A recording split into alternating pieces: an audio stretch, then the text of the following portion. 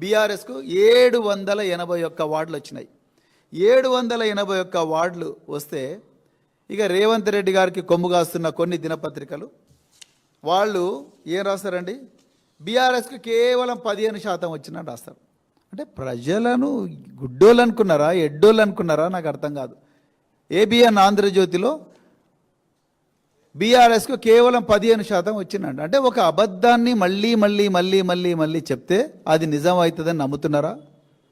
ఇలా ఏబిఎన్ వేమూరి రాధాకృష్ణ గారే దీనికి ఆన్సర్ చెప్పాలి. అంటే ఒక పత్రికను టార్గెట్ చేసి మాట్లాడుతున్న విషయం కాదు మేము చెప్తున్నది. వాస్తవాలు ప్రజల ముందర పెడుతున్నాం, నిజాలు నిర్భయంగా చెప్పడానికి ప్రయత్నం చేస్తున్నాం. ఎందుకింత కసి అసలు?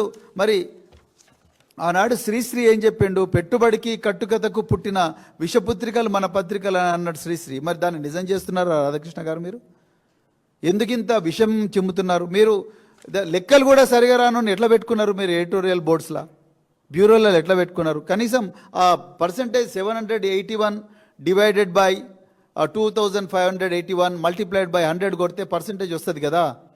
అది కూడా చేయకుండా డైరెక్ట్గా పెట్టి 15% వచ్చిండ్రు. తర్వాత మరుసటి రోజు ఎలక్షన్ కమిషన్ మొత్తం కూడా పర్సంటేజ్ ఇచ్చింది.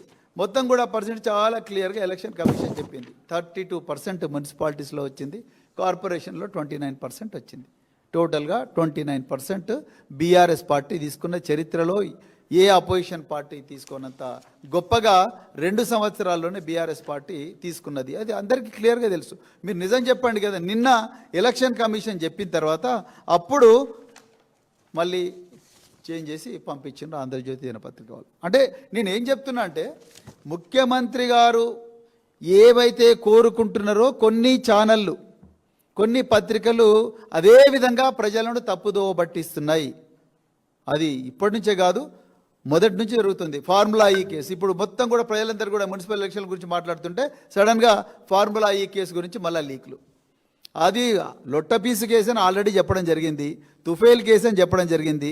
అంతా పారదర్శకంగానే జరిగింది, అంతా కూడా ప్రభుత్వ జీవోల ప్రకారమే జరిగింది. ప్రభుత్వ బ్యాంకుల ద్వారానే ప్రభుత్వ బ్యాంకుల ద్వారానే, ప్రభుత్వ అకౌంట్ల ద్వారానే మొత్తం కూడా పోయింది. ఏది కూడా ఇక్కడ నిందితులు అనబడే వ్యక్తుల అకౌంట్లకు రాలేదు. ఆయన కూడా దాని మీద మళ్ళీ లీకులు, ట్యాపింగ్ జరిగేటప్పుడు మళ్ళీ లీకులు, ఈ విధంగా లీకులు ఇచ్చుకుంటూ ప్రజలను మళ్ళీ తప్పుదోవ పట్టించే ప్రయత్నం చేసినప్పటికీ కూడా తెలంగాణ ప్రజలు బీఆర్ఎస్ పార్టీ పక్షాననే నిలబడ్డారనేది ఈరోజు మున్సిపల్ ఎలక్షన్ల సందర్భంగా చాలా క్లియర్గా తెలిసింది.